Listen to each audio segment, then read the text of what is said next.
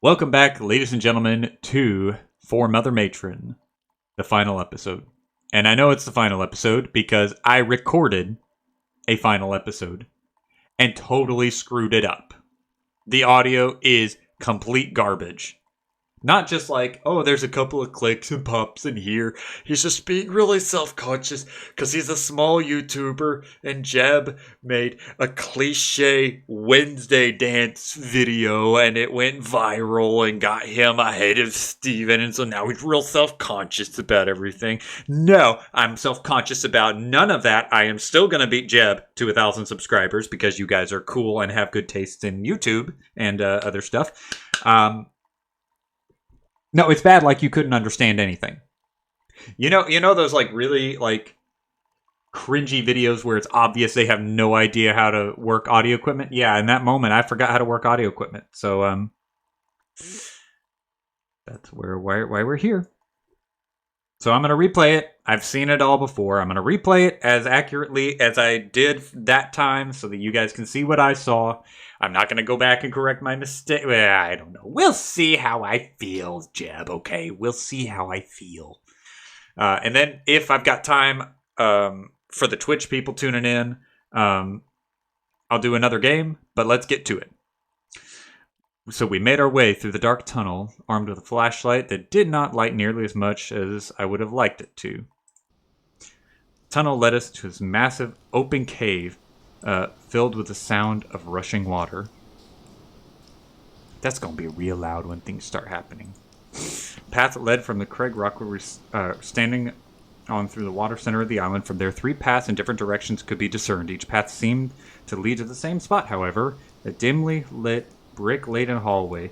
Puck suspected it was probably the right way. What makes you say that? Well, there's a sign. Look. Paradise is to be... If I could see, it had an arrow pointing towards which. The message, though, is that blood? Smells like rust. It might just be. Ew, that's awful. Blah, blah, blah. Yes, but practically speaking, it means someone else was here. Someone had to write the sign, even tried to mimic the matron's symbol.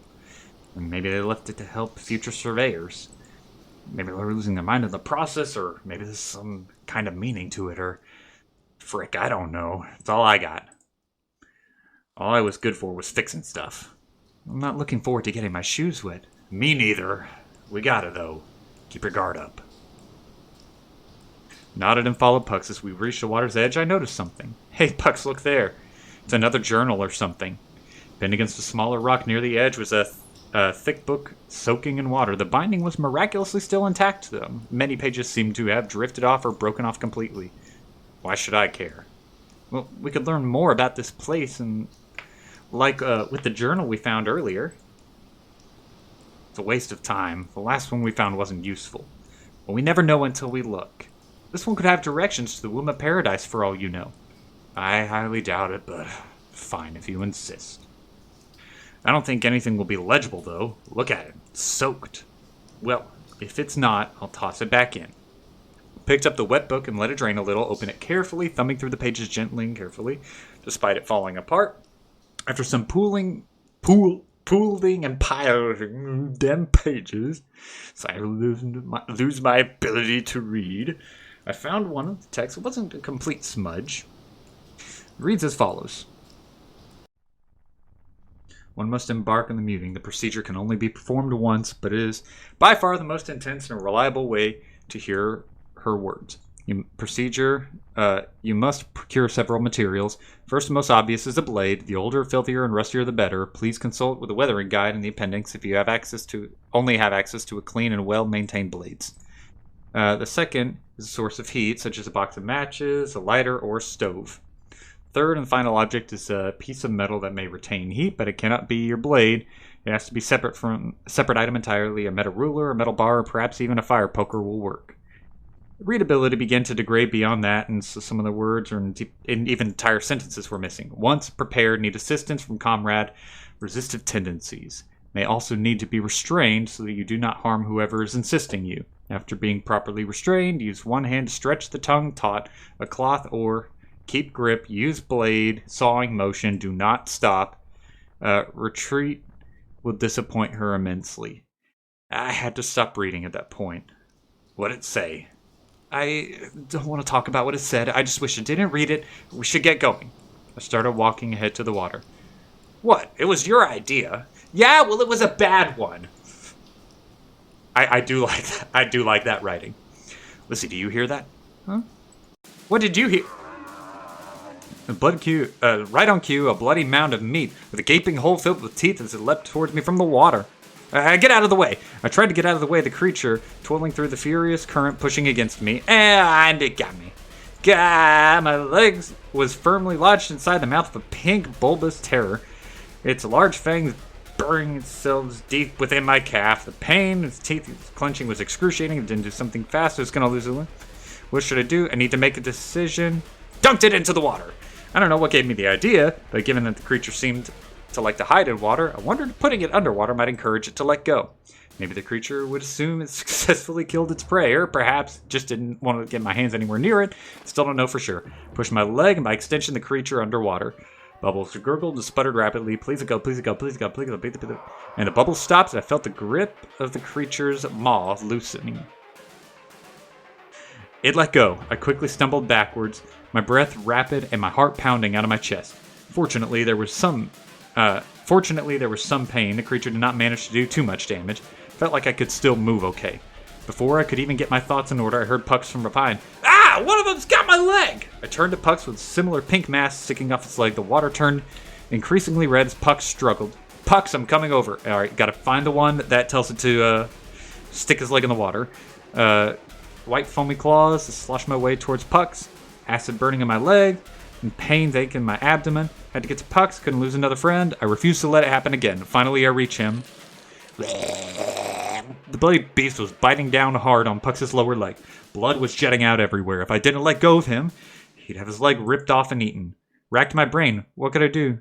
Push the creature underwater. Thinking back to how I got the creature off my leg earlier, I repeated the same strategy. Pucks, I'm gonna push that thing underwater. Please hold still. Why?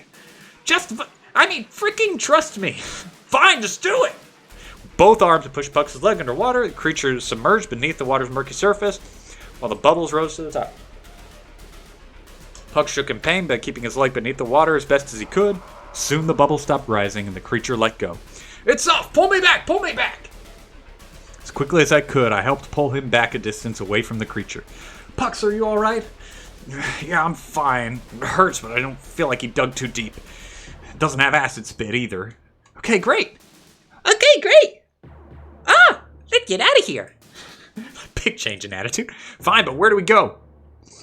Water rippled and splashed in the distance. More creatures were coming. I had to come up with a plan fast. I looked around. There were 3 paths. First was a direct path up the entrance, straight through the current. It was undoubtedly the shortest distance, but the pushback of the water might nullify that. I already know which path I'm going to go. I'm going the left path, if I remember correctly. It's a long run, but it's the easiest one, so we're doing that. Yeah, that was the one that I did originally. So, okay, let's just get to it. Well, it would be great if you could decide within the next century. Shut up! Yeah, make a decision, dude. Take the longer path to the left. Come on, we're going to the left. It's right behind you. We waded through the flood as fast as we could and made it to the path. Pucks and I ran as fast as we could. Our legs were on fire, our lungs were full of pins and needles, but we kept a good pace. The beasts weren't nearly as fast at climbing on land. There it is! We were incredibly close to the entrance tunnel. It was likely we'd be there on time. Our feet hit the landing and a long, open hallway stretched before us. We made it through here. The sounds of the chase behind us died off. We miraculously managed to survive. I really hate it down here. Ditto. We continued down the corridor. After the cavernous tunnel we went through earlier, it was nice to be in one that was fully lit. Well, lit enough that I could see where I was walking without a flashlight anyways. There wasn't really any indication as to the scale of it from the outside, so I couldn't help but be awestruck at the grand size of this place. Wow, look at this place, it's huge. What are all these big machines for? I would guess they're water purifiers or something. I couldn't tell why they're here, though. The place is like a big hydraulic plant. Huh? A place that generates power using water. Doesn't really help us, though. Why would something like this be in the I told you, I don't know. Really doesn't make any sense. Can't get a grasp of why this place is it at all. Me either. At least it seems like there's nothing dangerous here. And save time. Are you sure you want to write this save? Yes. Terrible noise this time. Was one that both unsettled and annoyed in equal measure. Me and my big fat mouth. Third time's a charm, I suppose. Hey, yeah, what's up? There's tons of them! We gotta make a move, now! But where can we run? Puck scanned the room quickly. Up there's a room on the second floor. Where? I can't see it from here. There's no time, we have to move now, but trust me, you'll find it when you're up there. How does that make any sense? We should split up. We should split the swarm up. Pick a direction, left or right, whichever one. You don't, and whatever, okay. I'm going left. I'll take the left. Got it, I'll head the other way. The Pucks tore off in the other direction, calling some of the creatures to follow him. Cool. This direction, heading towards the back, where instead of smooth moonlit pipes, there's a small, narrow set of stairs. This makes it rather troublesome when one of the creatures flies right near them, effectively with no room to slip past. Glance the other direction, considering finding another route, but another one is quickly approaching from right behind me. So now we got two big, fat, dead chickens surrounding me on both sides. No, you can do this, Lizzie. You made it this far. Do what you've done before, think smart, and act fast. Or just go with my gut and pray it works out. I'm not entirely sure how much of which I've been doing up until now. None of this really has felt real thus far. What am I doing? I'm thinking to myself. I have to do something now, but what? Try rolling under him. The timing's really important, but I think this is the move. I have to wait for the thing to swoop towards me, then tuck and roll underneath it. If I'm lucky, the two will collide with each other. Even if I'm not, be too committed to swoop and turn around fast enough to get me should give me a window to move. Just gotta wait for the right moment.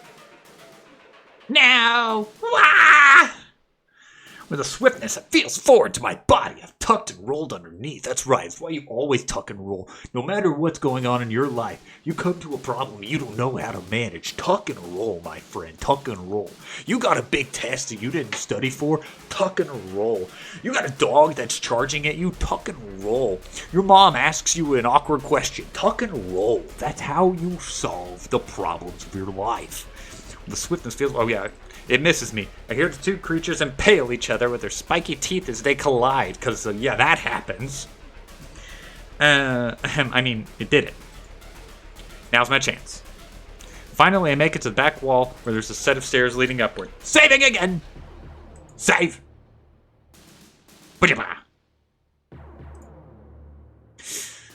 Okay. Second floor, at least on this side of the factory, was a noodle mess of pipework and scrap. My shoes clang against the metal floor as one of those things is hot on my heels. Suddenly, I hear Puck shouting from the other side of the room. Lizzie, the water still flows here! The pipes still work! Use that! What is he talking about? Oh, he's saying I can use the water in the pipes to somehow get the creatures away. Will these valves even work? No time to overthink. I have to do something. I don't remember which one's direct. Turn on the blue valves! Turn on the blue valves. Don't even know if I'm turning them helps me, but I gotta try it. However, the pressure of the water in the pipe was immense. It did not seem to affect the creature. Was the color indicative of the temperature? Did I merely spray the beast with cold water?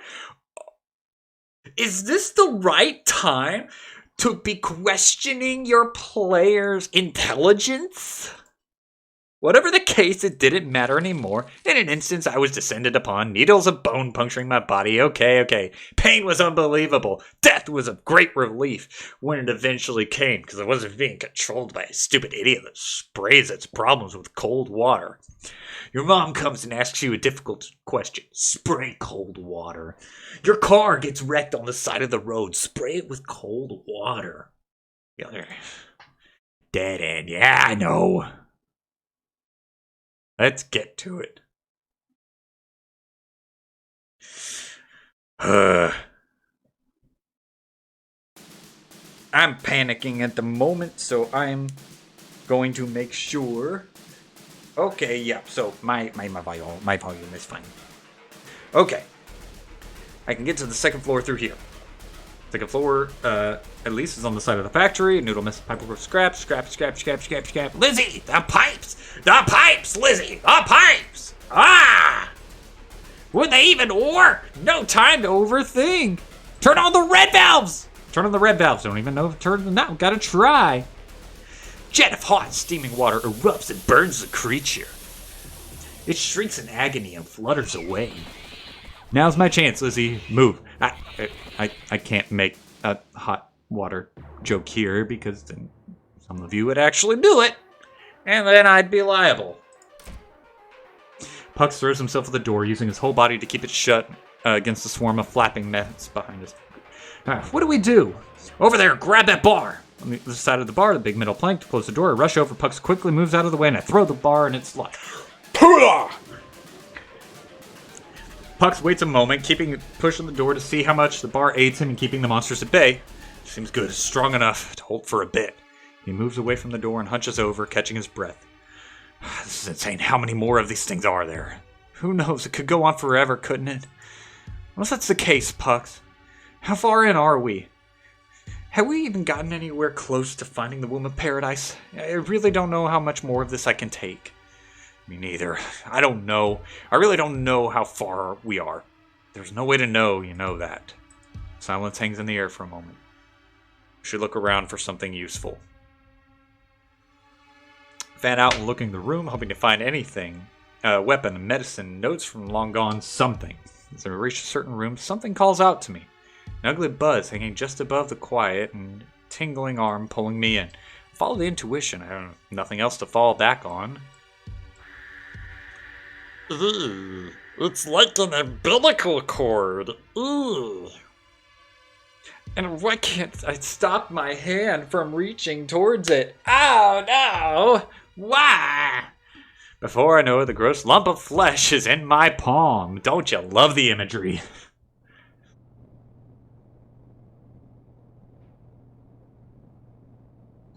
You're doing great, Lord. I can see the head. Keep pushing. The woman with the tiny human being inside of her screams. That's good. There's her shoulders. One more push, Lord. You can do this. The woman with the living creature inside of her abdomen wails as she feels the sensation of being twisted and pulled from the inside out. Finally, the pressure lessens. There she is. There she is. Your beautiful baby girl, Loretta. The baby holds the doctor up. That's a new change of pace there. Doctor holds the baby up triumphantly. Little thing squirms and wriggles and cries, covered in goop.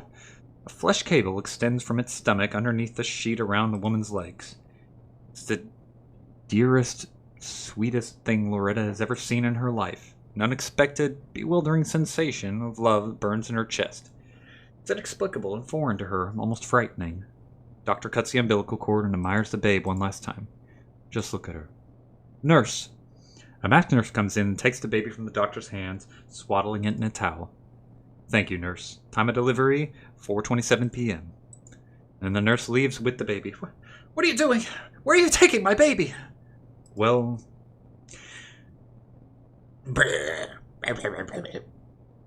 Man steps in. He's too tall. His eyes are always dark when he's not in front of a flashing camera on the newspapers. He looks like a stoic genius.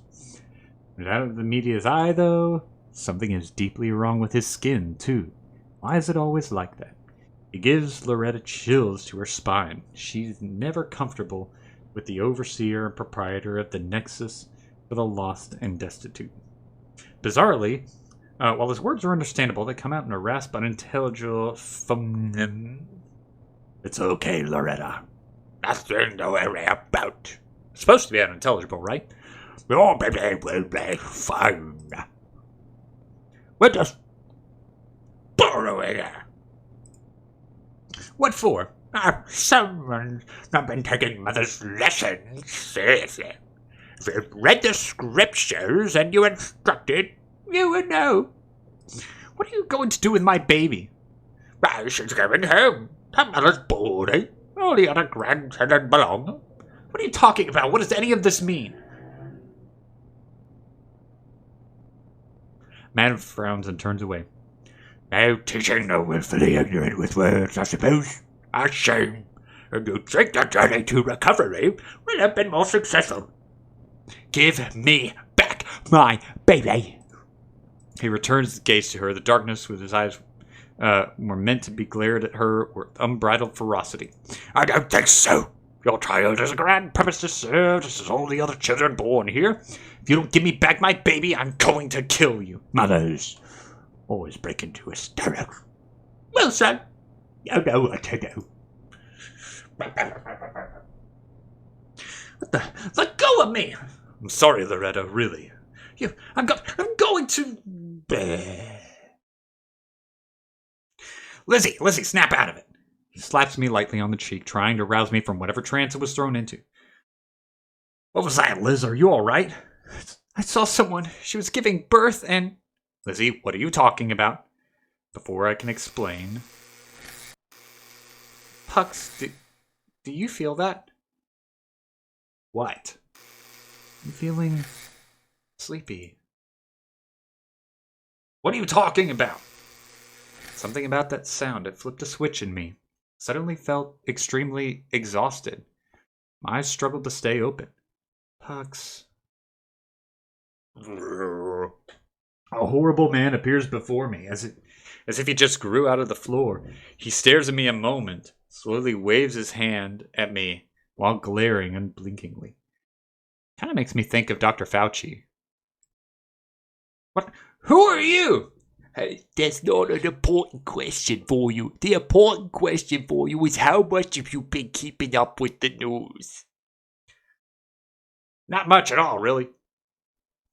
So, like, I'm like the smartest doctor, like, in the world, and you should totally listen to everything I say.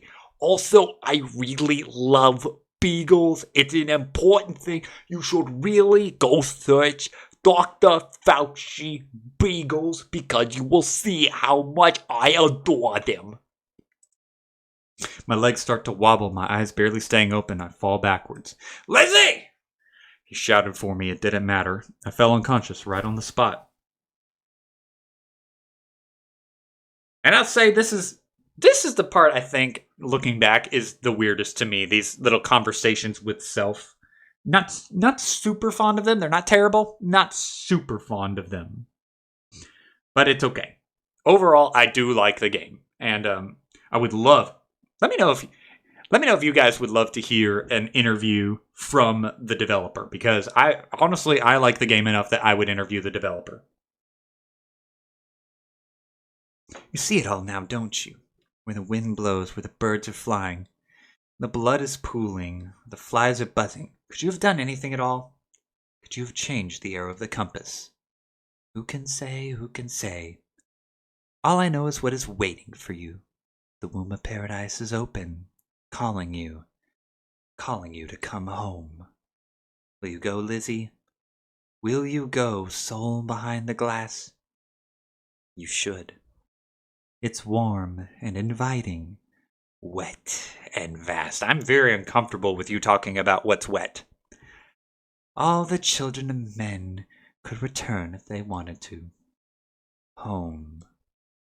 Before I have time to process it, the messenger is back behind me, fiddling around again. It sounds like she's moving a cable, plugging something in. The slurping sound grows faster. The world begins to fade. Eey.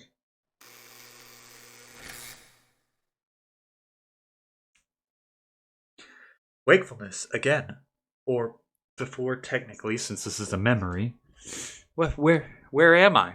I was back in the monolith in front of the matron's chamber. I didn't remember how I got there. Was I carried, teleported? Was the nightmare I just went through all a bad dream? I desperately hoped for that. Hello? Is anyone here? Where did that buzzing come from?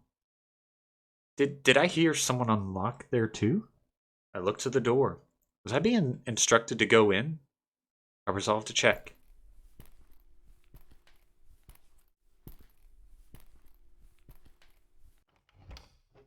It was open. Something deep inside me was belting out in desperation, begging, pleading with me to not step through the door. And yet, something even grander compelled me to continue. And so I did. My eyes struggled to truly take in the sight before me. I was in a room that was alive, living, writhing with architecture that took the shape of walls and ceilings, pulsating masses that maintained rigidity, and yet desperate to wriggle like worms after the rain. Pull the volume up a tiny bit. There we go. The room smelled of iron, plus an excrement of a nature that I did not know and hoped to never know. I gazed upon the abominable architecture. I was unable to think. That's when I see them. There, slumped against the wall, there sat Pucks, without his eyes. I wanted to scream, but my body refuses to cooperate. At first, his stillness convinced me that he was dead. He was just there, lying against a wall. Bloody limp, mouth slack, dried spittle at the corners. And yet his chest was slowly expanding and contracting. He was still breathing. I hesitate to say he was alive, but the body still functioned. I reached my hand out to touch his shoulder. He jolts upright and lets out a yelp. His mouth opened for a moment and I saw there was no tongue. Can he even tell that I'm here? My dear child, you finally arrived. That part was just disgusting noise, and then I understood. Noise that came from behind me. I slowly turned, fighting my body the whole way. I knew that what sat behind me was something so dreadful that ignorance itself seemed like paradise, and as I finally turned around, my eyes truly saw, for the first time, a glimpse of the true reality which existed. Okay, we know. In front of me, at the center of the room, stood flesh stood abhorrent, towering over me, the thread of meat with horrible, spindly appendages and crimson black eyes that made my soul feel puny. The speech escape your tongue. What feeling does the sight of your progenitor inspire inside of you? Who are you? You know the answer to that question. I did, actually. I just didn't want to say it out loud and make it real. You're the mother matron, aren't you? Correct. You always were clever. The nightmare leans, that wrinkled mass approximating and head towards me. Its eyes squint at me, and sickly warm air flows and disappears and bursts in front of me, though from what orifice I don't know. Is it smiling at me? You reek of fear. Confusion. There's no mouth in the beast, but I can almost sense a smile forming somewhere, this incomprehensible expression. A delectable terror, stripping wrinkly jelly inside your skull. Thoughts rattling around inside your skull. Run away from the horrible monster. You'd throw yourself into a pit of acid, razors, and salt if it meant you'd escape me. It's delightful. It's decadent. I take tepid steps back from the thing. I clutch my hands tight together in a futile attempt to quell their trembling. What are you? You know that answer as well, though you are unable to put it into words, so allow me. I was there when Mother and Father Darkness gave birth to the sun. I am the substance in the dark, the razor's edge, a lot of poetic mumbo-jumbo. Without me, happiness and joy would be meaningless. You are quick to forget, quick to shun everything that I am. I will teach you the truth that I'm inescapable. Everywhere you turn, I will be there. Crack open your skull and I'll be there, crawling up the walls, suckling on the milk of your misery, licking your brain until the silence comes and all that you are has gone dark. I hated everything I was hearing and everything I was seeing. I had to do something. I had to move to get out now. I had to do something. Die. I can't move. My brain and my heart are screaming to move, but nothing happens. What's the matter? I can't seem to move. I was screaming. I've seen it before, but it's still creepy as heck. Do something. Literally anything. Can't save her, you vermin. Jeez. Body begins to tremble. I didn't read that last time, and daggone. My legs feel like they become boneless jelly in fear. I'd fall to my knees. So many things you would love to try, so many things you wish you had tried before. Do you really need to squirm so pathetically? No, I did. Is that all you little vermin can do? Grease overwhelms you in your misery? I struggled, I screamed, pleaded with the unseen powers that could deliver me from Mother Matron's clutches. I am trying a futile effort. No, I want to save her, but nothing happens. I've lost myself, lost control. Did I ever have it to begin with, I wonder? My body moves on its own. I curl into a ball, wrapping my arms tightly around my knees, trying to make myself as tiny as possible. Hot, salty tears running down my face. My teeth are chattering. Yes, that's right. Become what you were when you entered the world. A sniveling little babe. Fresh meat for the wolves. Fresh meat for the rats, for the beasts below. Your mother saw something in you back then, you know. You were first born. Her eyes glowed. Like starlight, as though, at the thought of you, she was ready to die for your sake. My mother? That's right, I've never thought about her. I had to have been born somehow. My life even started here, a pause. And she did. Would you like to know how? Some information I really need to know. Sounds like information to be unable to hear, no matter how desperately I'd like to. Be the worst thing that anyone possibly say to me, but... should I hear about how my mom died? No. Unable to utter a word, I simply shake my head, trembling. Prefer to let your imagination do the dirty work, huh? I can appreciate that. You can watch her die in thousands of awful ways, a new scenario each time the thought of her death crosses your mind. How will the vast chasm of your mind violate her, I wonder? You thought, you always smell delicious, like something like cattle. Sorry, I skipped it. Cattle? Have you not realized? You and your siblings are nothing more than my sustenance. You grow in my pasture, suffering sweetly all of your lives until you're ripe. The best of you are sent to the super. The mid-grade meat dies to the beast, and the high-grade meat makes its way to me. But then you're succulent, dripping with misery. By then you're succulent, dripping with misery and grief. Ah, gosh, read it. We're just here to suffer for your own sick pleasure and amusement. I'll get back to this, but this is a lot of people's view of God. And there's a reason why it upsets me, but why I get it. But I'll get to that in a little bit. I'll give you the same speech that I gave in the audio that I ruined. Were the hallucinations here too? But then everything. Oh, what was it for? But what about the womb of paradise? Forgive me, child, but I cannot contain my appetite any longer. I must feast. I cried for help, but no answer. That day, my mother embraced me. An inordinate amount of time passes. I was gone from myself. Things went dark. Things went even darker. My sense of the world was ripened with twain obeyed the words.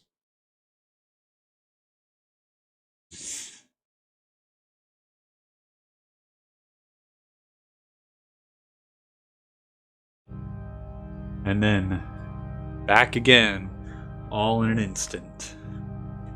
From the dark has come a new world, even slimier and bloodier than the one I left. A massive chamber of red flesh marbled with fat and cartilage, illuminated faintly by a light that seems to be penetrating the membrane from the outside. The ground is puddled with saliva and stomach acid and amniotic fluid. I feel like a spectator now, spectating from my own body, bearing witness to a different person in a different place, suffering from a horrible fate I'd wish upon no one. But the body is me, unmistakably so, standing there, dumbly staring at this bizarre place. Then descending from a puckering hole in the ceiling came a monstrosity even worse than the last. Something in my core convinced me that Mother Matron was to have anything resembling a true physical form.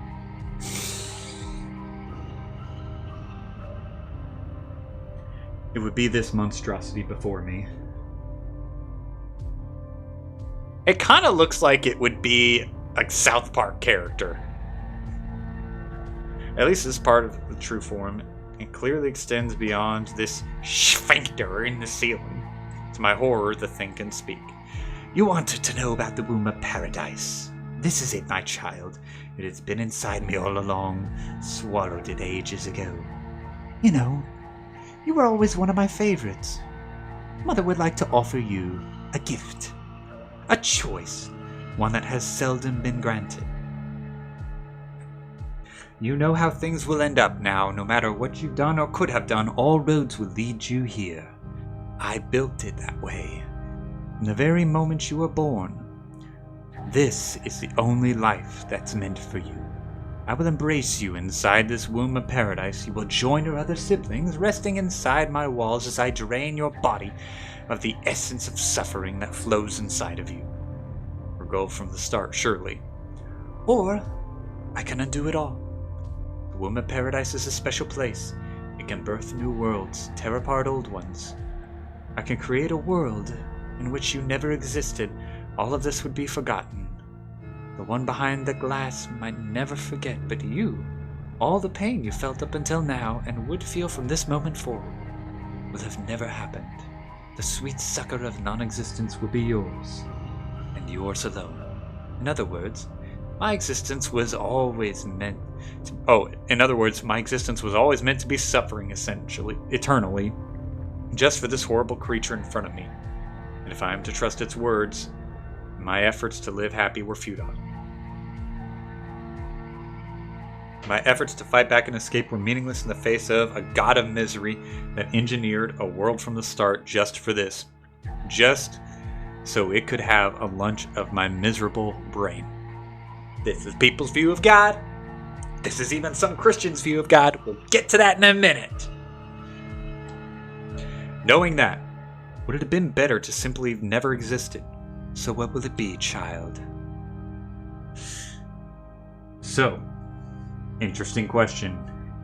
Embrace it and live with misery for all eternity, or be erased and make it so you never existed? Which is truly better? For the game's sake, I'm gonna pick to be embraced and to live with misery for eternity. Then welcome, my dear. Welcome home. Mother's been waiting for you. Let us embrace in this delectable misery together for all eternity. And then, unconsciousness.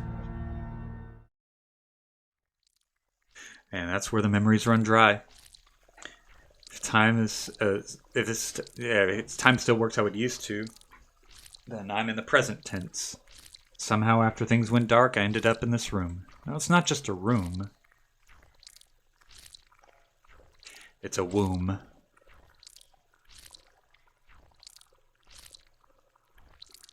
The womb where I was born, or maybe just one that feels similar, where memories elucidating, that they give me all the puzzle pieces that matter and maybe figured out something that I can't. Not like you can just tell me. I suppose. Would understanding it all really bring me peace anyways? Maybe it wouldn't. But it wouldn't really change the reality, though. Reality is that from the moment I was born... Oh, sorry. Just an innocent sad under the talons of a god that wants to bleed us dry and melt our brains with suffering. All my existence is, and ever could be, is an endless torrent of pain and misery. Positive moments were simply repressive. I could fight all I wanted, but in the end, what am I? A tunnel rat running for its life through a maze with no exit. An ant under the boot of a god. Knowing now, would I rather never existed at all? No, I'm happy I existed. Maybe happy isn't the right word. Content, maybe that's more accurate. Being alive is, at least to me, about two things: avoiding death and avoiding misery. And yet they always come. Reach my hand to my eyes and they're gone, and yet I still see. All living things will die, and their happiness cannot be appreciated without the contrast of sadness to give it value. The future might seem like nothing but a dark cloud on the horizon, but you have to keep trying. If I had never existed, I wouldn't have met my friends, Janine and Katie, Rich and even Pucks, Spruce. I wouldn't have even got to eat food that was so delicious I wanted to cry. I wouldn't have gotten to feel proud learning how to sew and making my sweater. Wouldn't have gotten to read those books that touched my heart and all those things. Yeah. So many little things that seem small and meaningless on a grand scale, but to me were everything. I chased the hope that I would find more moments and experiences like that. And even in this womb of pain, where happiness dies. Where a meat tube is attached to the base of my neck, sucking at my fluids. My body grows heavy like stone, being drained of everything that made Lizzie. Maybe here, there's something. Maybe there's a beyond that's wonderful and incomprehensible, but reserved for those that take on the burden of existence. Or maybe the Mother Matron was right, and it's just delectable misery forever. No choice but to try and enjoy it.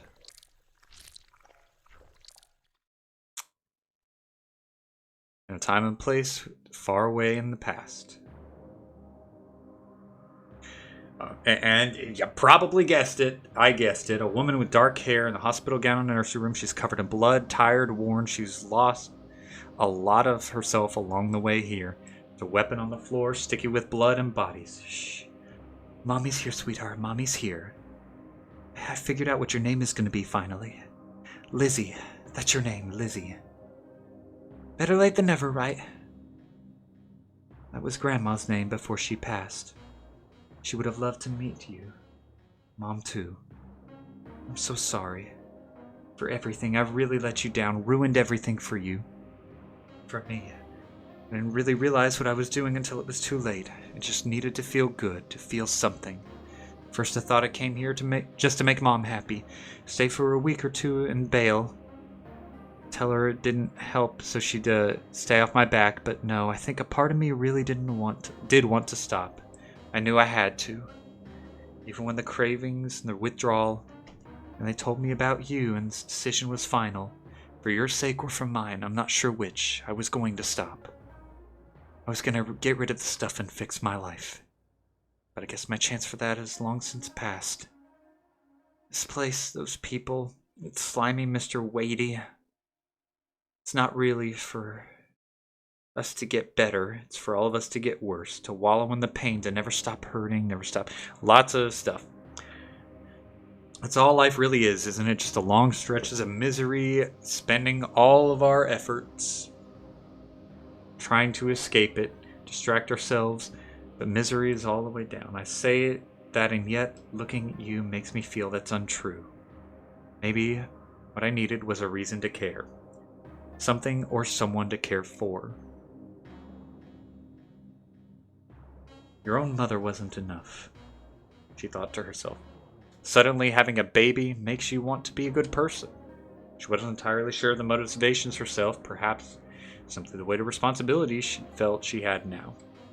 Responsibility to care for the human being who didn't choose to be made. The one that had to be made to exist and to suffer the consequences. She would change things now. She would do whatever she could to right every wrong. She'll do that for her sweet mother and daughter and herself. Misery be damned, I'm not done trying. You're in danger and I'm not leaving you here. Whatever. You're going home, Lizzie, with Mommy. And that, ladies and gentlemen, is for Mother Matron. I do think I am going to reach out to the creator and see if the creator wants to do an interview. I really do enjoy it. So, here's the thing. I have told you guys multiple times now that this is the way a lot of people view God. Sad reality is a lot of that is Christians' fault. This is why I'm so against Calvinism. Because this is the picture that people paint. This is the picture that people paint of God. That God created people to be destroyed. He created them to die and live in hell. I've heard all the explanations for people saying that that's not really an accurate picture, and they try to give an explanation, and it just keeps coming back to that. That's why I'm so violently opposed to it, because I don't believe in that God. I don't believe in the God that creates people just so that they can live forever in hell. He doesn't create them incapable of choosing him. He doesn't create them incapable of understanding who he is.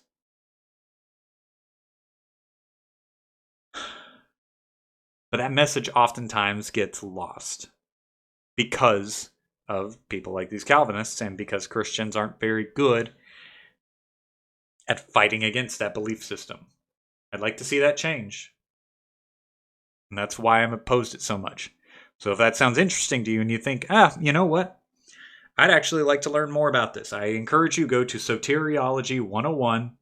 I've got the link to that page in the description of this YouTube video. You can check out his work there. You can read up on what Calvinism is. You can read up why it's false, and you can understand a more appropriate and more biblically accurate view of God as well. I want to thank you guys for tuning in. Have faith. This is not the image of who God is. God has given us every opportunity to follow him and to know who he is. And I hope that each of you takes that chance to know him. Thank you guys, and I'll see you soon.